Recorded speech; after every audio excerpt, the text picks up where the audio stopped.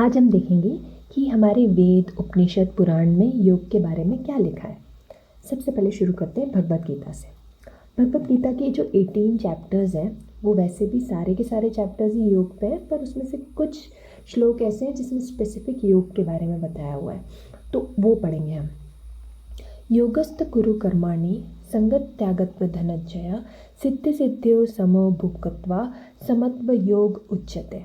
अब इसमें श्री कृष्ण अर्जुन को ये समझाने की कोशिश कर रहे हैं कि उन्हें अपनी ड्यूटीज़ उनके जो फ़र्ज़ है उन्हें अपनी ड्यूटीज़ बिना सक्सेस की तरफ अटैचमेंट से या फिर सक्सेस और फेलियर को दूर रख के सिर्फ अपनी ड्यूटीज़ परफॉर्म करनी चाहिए। अगर वो सक्सेस और फेलियर के बारे में सोचना छोड़ देंगे तो ऐसी जो इक्वल स्टेट ऑफ माइंड है उसी को योग कहते हैं। वैसे तो ये एक्सप्लेनेशन एक एक घंटे के भी हो सकते हैं, बट हम शॉर्ट में समझेंगे। नेक्स्ट है सेकेंड चैप्टर का 50 नंबर वाला श्लोक। ये 48 नंबर का था, ये 50 नंबर का है। बुद्धि युक्तो जहात्य उभ सुकृता दुष्कृता तस्मात् योगाय युजस्व योग कर्मसु कौशलम। अब इसका क्या मतलब हुआ? One who practices the science of work without attachment can get rid of both good and bad reactions in this life itself. Therefore, we should strive for yoga as it is the art of working skillfully.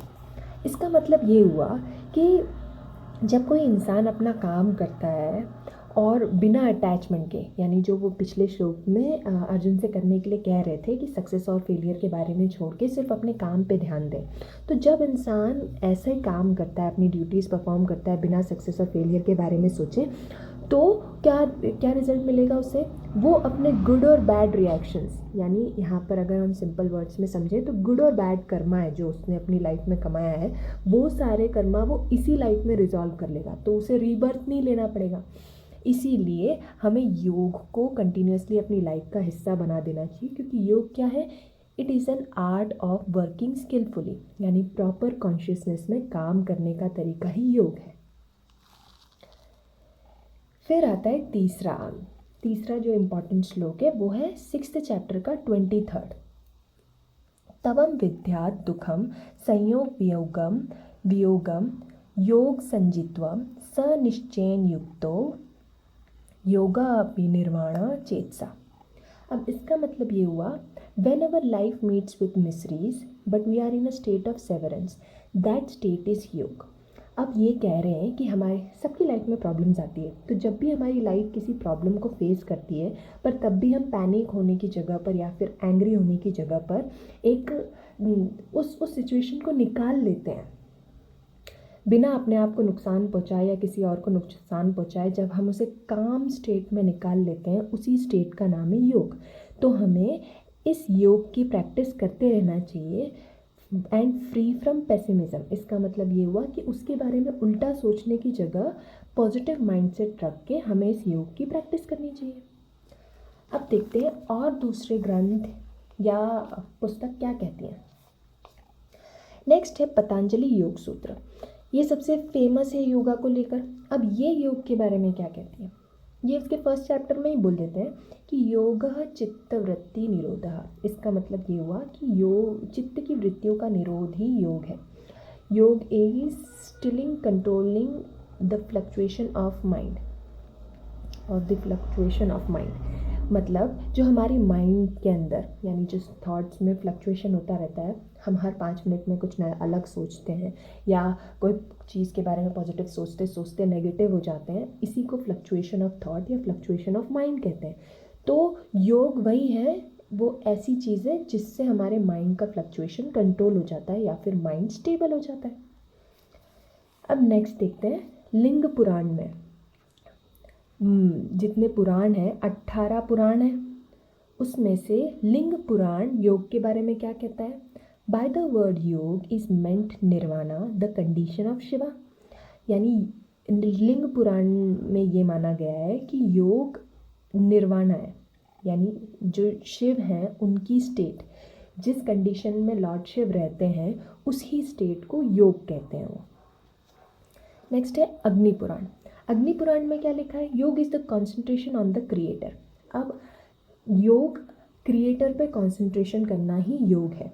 अब creator आप किसी को भी मान सकते हो, यानी आप उन्हें क्रिएटर के नाम से ले लो, या गॉड बुला लो, या भगवान बुला लो, या आप जिस भी रिलीजन को मानते हैं उनके भगवान, वो आप एज अ क्रिएटर ही देख रहे हो उन्हें, तो इनमें सब आ जाते हैं।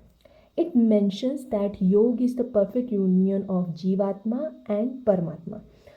तो योग को क्या माना गया है कि वो जीवात्मा और परमात्मा, जीवात्मा यानी हमारी सोल, परमात्मा परमात्मा यानी जो अल्टीमेट क्रिएटर की सोल है वो, तो उसके बीच का जो यूनियन है उन्हीं का मिलन ही योग है। और योग संस्कृत वर्ड में योग का मतलब ही जोड़ना होता है। अब आते हैं फिफ्थ पे, योग तत्व उपनिषद। अब उपनिषद सारे वेद में से लिए हुए हैं, तो ये वाला उपनिषद अथर्ववेद से लिया हुआ है।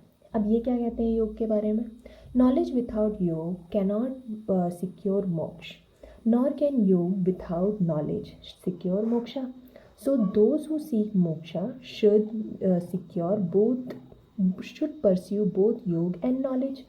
इसका मतलब ये है कि जो लोग मोक्ष प्राप्त करना चाहते हैं, यानी कि वो अपनी ये बर्थ और डेथ वाली साइकिल को ख़त्म करना चाहते हैं, तो वो अकेले नॉलेज से पॉसिबल नहीं है, और ना ही अकेले योग से।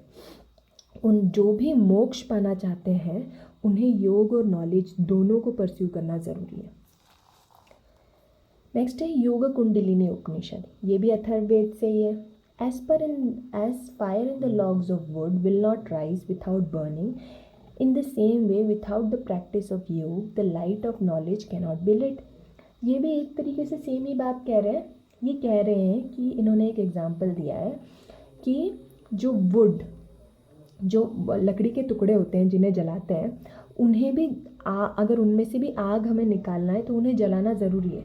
तो वैसे ही जब तक हम योगा को प्रैक्टिस में नहीं लाते हैं तब तक हमारे अंदर का जो नॉलेज है वो नहीं जल सकता, यानी वो बाहर नहीं आ सकता। अब यहाँ पे मैंने एक फैक्ट लिखा हुआ है, out of 20 yoga Upanishad 11 are from Atharvaveda. मतलब टोटल तो उपनिषद होते हैं 108। अब 108 में से 20 ऐसे उपनिषद हैं जो कि स्पेसिफिकली योगा के ऊपर डेडिकेटेड है, तो उन्हें योगा उपनिषद कहते हैं। उन 20 में से 11 अथर्ववेद में से ही है, अकेले अथर्ववेद में से ही 11 योगा उपनिषद है। अब हम देखते हैं 7 योग शिक्षा उपनिषद, ये भी अथर्ववेद में से ही है। अब ये क्या कहता है? It asserts that psychological states such as anger, greed, etc. are defects that ultimately lead to sorrow. A pure being is one who is beyond this, a state that can only be achieved through simultaneous pursuit of knowledge and yoga. अब ये कहते हैं कि जैसी states anger, grid, jealousy, ये सारी जिसे हम नेगेटिव माइंडसेट कहते हैं, ये सारे साइकोलॉजिकल स्टेट्स एक्चुअली डिफेक्ट्स हैं जो कि हमें किसके तरफ ले जाते हैं? सॉरो की, दुख की तरफ ले जाते हैं। अब इनका कहना ये है कि a pure being is one who is beyond this. मतलब अगर जो सच्ची में एक अपने सेल्फ में है इंसान, उस पर इन स्टेट्स का कोई असर नहीं होता, पर इस स्टेट को अचीव करने के लिए उसे नॉलेज और योगा दोनों की कंटिन्यूस प्रैक्टिस करना ज़रूरी है। नेक्स्ट है योगा चूड़ामणि उपनिषद, ये सामवेदा में से है। इसको क्राउन ज्वेल ऑफ योगा भी कहते हैं इस उपनिषद को। अब ये क्या कहते हैं? Enlightenment is achievable by combining हठ योग, कुंडलिनी योग and the reflection of one's own consciousness.